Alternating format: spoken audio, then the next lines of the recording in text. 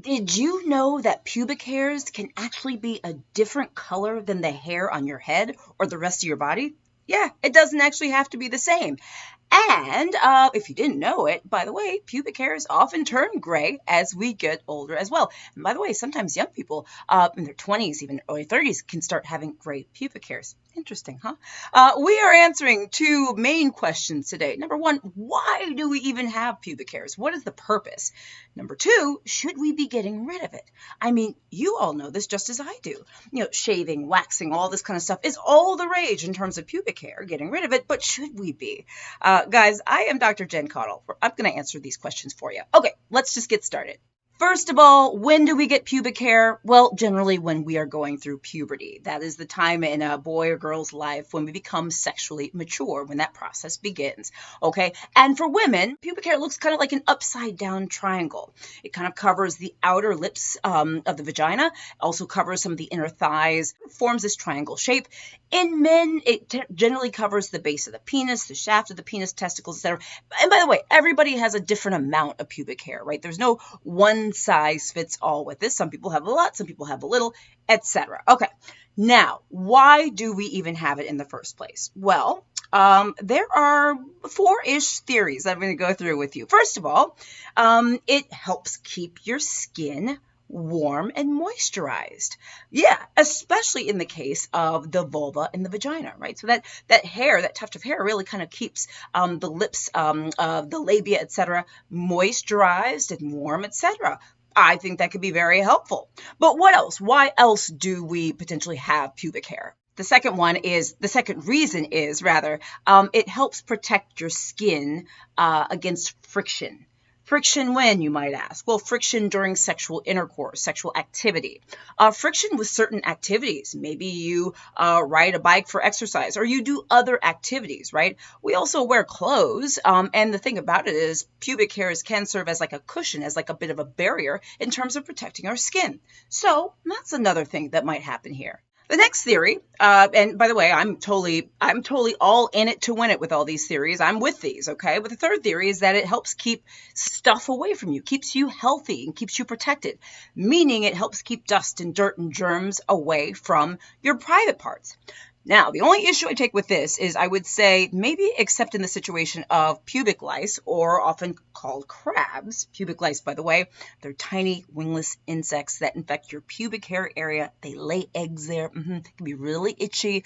By the way, these lice are not just found in the pubic area, but can be in the armpit, the eyebrows, mustache, beard, eyelashes, you name it.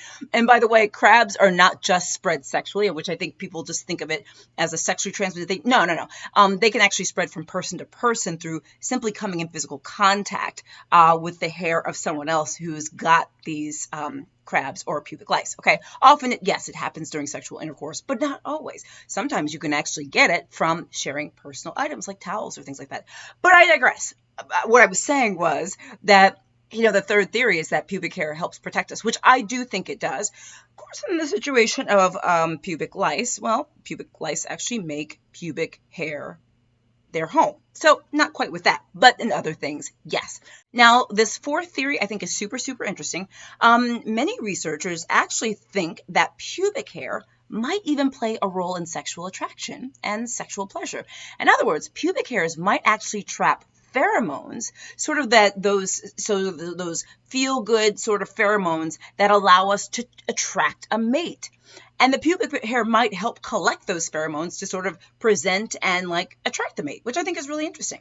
And that's a theory that is, one of those theories that's out there. Some people say that is the case. Other people are like, oh, I'm not so sure, but I could totally believe it. This is the thing. All right, should you get rid of your pubic hair? A lot of pressure these days to do that. It tends to be the rage. People are waxing, they're shaving, they're lasering, they're doing all sorts of things. Some people are getting pressure from their partners. Some partners prefer their partner to not have hair. Some people feel like it's the social norm and they want to conform to that. Some people feel that they are actually cleaner without pubic hair. Let me tell you that you are not less clean because you have pubic hair. Just want to tell you that. Pubic hair is natural. It is what our body has been given. It's how our body will, just like we have hair on our head, we have hair on our underarms, hair on our legs, we have hair in our pubic area, okay? So it does not make you unclean. It is not unnatural. You are not dirty if you have pubic hair. What I would say about whether you get rid of it or not is it is simply a choice. What I would encourage you to do is to utilize and do the thing that makes you happy. I'm not really keen on partners putting a lot of pressure on their other partner to be the way they want them to be if that's not what the partner wants, okay? Listen to your mind and your body and do what makes you happy and where you feel most comfortable.